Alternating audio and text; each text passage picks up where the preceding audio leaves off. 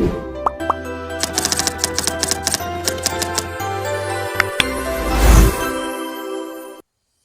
semua, perkenalkan aku Erik Istrada dengan NIM 05091282227068 dari Agronomi Indralaya. Di sini aku akan menyampaikan materi mengenai tanaman pangan. Sebelum memasuki materi, apa itu tanaman pangan? Jadi, secara singkat, tanaman pangan adalah tanaman yang menghasilkan produk yang dapat dikonsumsi oleh manusia. Terdapat beberapa ciri-ciri tanaman pangan. Yang pertama, mengandung karbohidrat. Yang kedua, bisa dikonsumsi. Yang ketiga, bisa dikembangbiakan atau budidaya. Dan yang terakhir, bisa ditanam oleh petani. Berdasarkan golongannya, tanaman pangan dibedakan menjadi beberapa jenis. Pertama, golongan serealia. Contohnya, padi, sorghum, gandum, dan jagung. Yang kedua, golongan biji-bijian seperti kacang tanah, kacang kedelai, dan kacang hijau. Yang ketiga, umbi-umbian seperti singkong, ubi jalar, kentang, dan ganyong. Dan yang terakhir, tanaman lainnya seperti tebu, nipa, dan sagu. Pada kali ini, kita akan berfokus pada salah satu jenis tanaman pangan dari golongan serealia, yaitu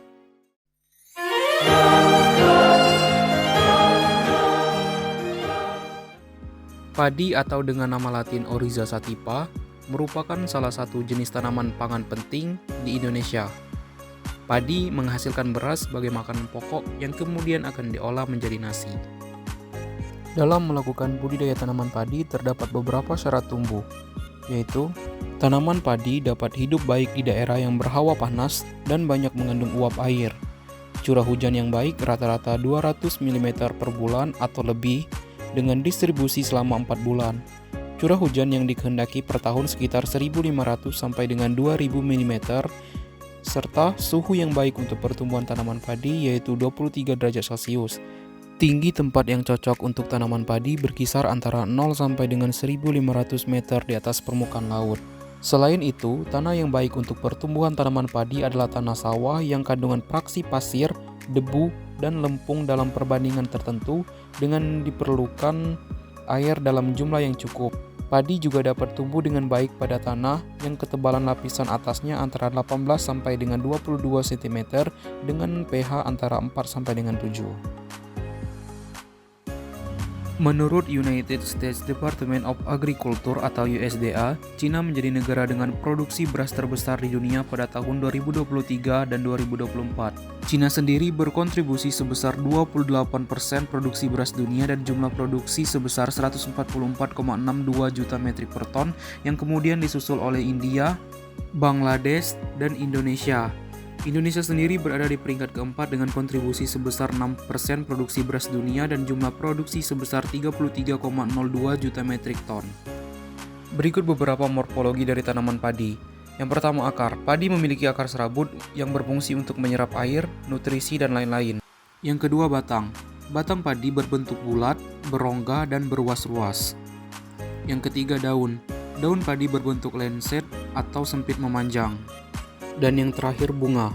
Bunga padi tersusun dalam malai bercabang dengan satuan bunga yang disebut dengan floret. Padi sendiri dikenal sebagai tanaman yang melakukan penyerbukan sendiri karena lebih dari 95% serbuk sari membuahi sel telur dari tanaman yang sama. Terdapat berbagai tahapan dalam budidaya tanaman padi. Tahapan pertama adalah persiapan atau pengolahan lahan.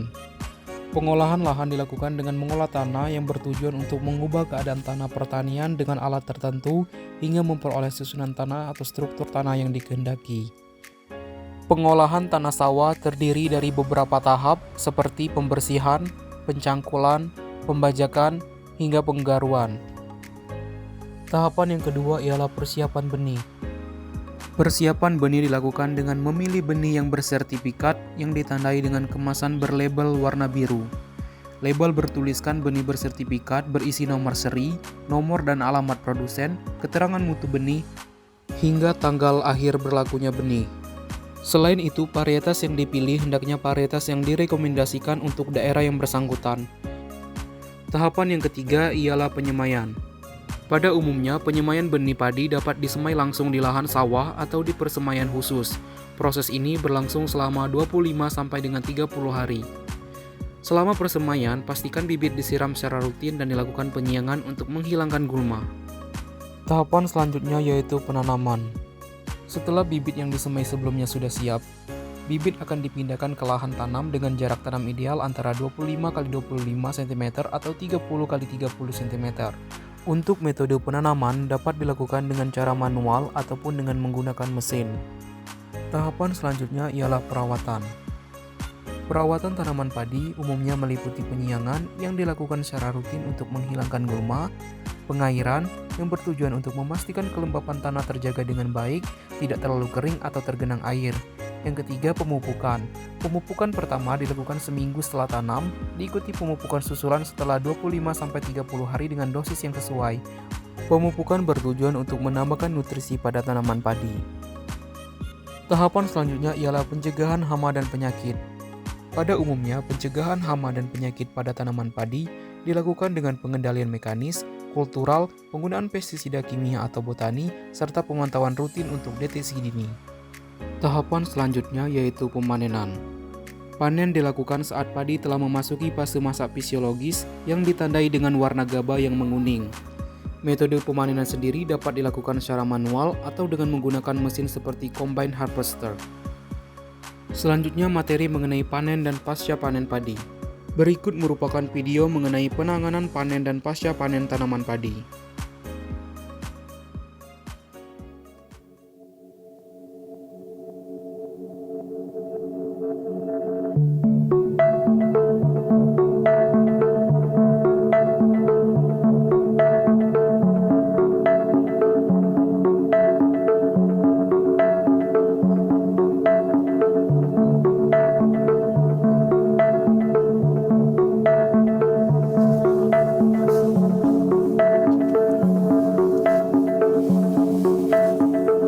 Panen dan penanganan pasca panen menjadi hal yang penting dalam proses budidaya tanaman padi.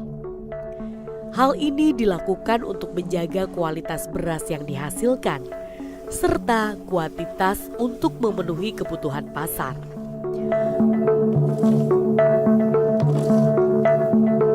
Tujuan utama dari penanganan pasca panen adalah mencegah susut bobot, memperlambat perubahan kimia yang tidak diinginkan, mencegah kontaminasi bahan asing, dan mencegah kerusakan fisik. Padi dipanen pada waktu yang tepat untuk mengoptimalkan kualitas gabah.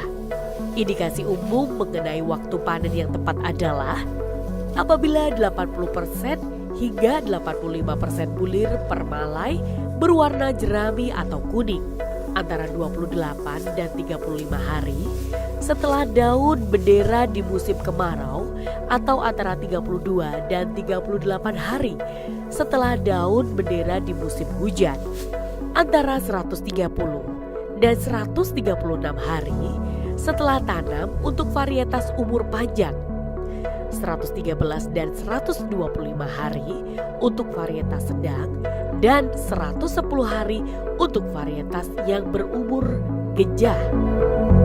Jika gabah tidak dikeringkan di lahan pertanian, beras diangkut ke tempat pengeringan, misalnya penggilingan atau fasilitas pengolahan dalam waktu 12 jam setelah panen. Gabah dikeringkan dengan menggunakan teknik pengeringan yang berkelanjutan. Ketebalan lapisan adalah 2 hingga 4 cm. Gabah diputar secara berkala. Gabah terlindung dari hujan. Gabah dilindungi dari mikotoksin, hewan dan manusia. Misalnya di atas jaring, tikar, atau kanvas.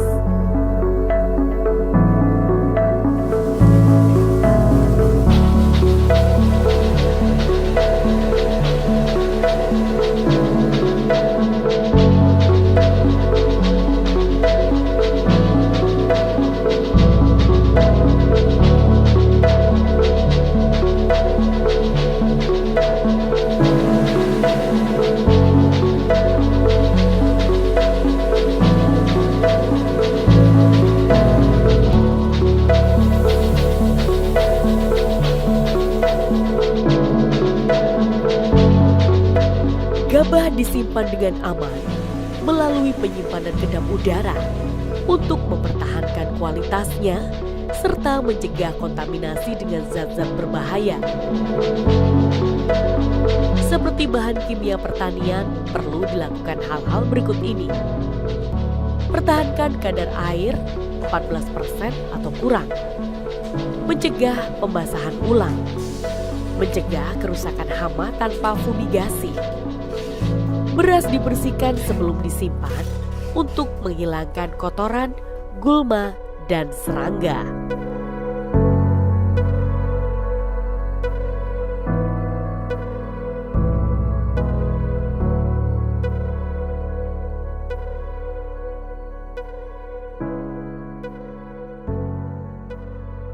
Baiklah, sekian video pembelajaran mengenai tanaman padi. Semoga ilmu yang diberikan dapat bermanfaat bagi teman-teman semua. Saya akhiri, wassalamualaikum warahmatullahi wabarakatuh.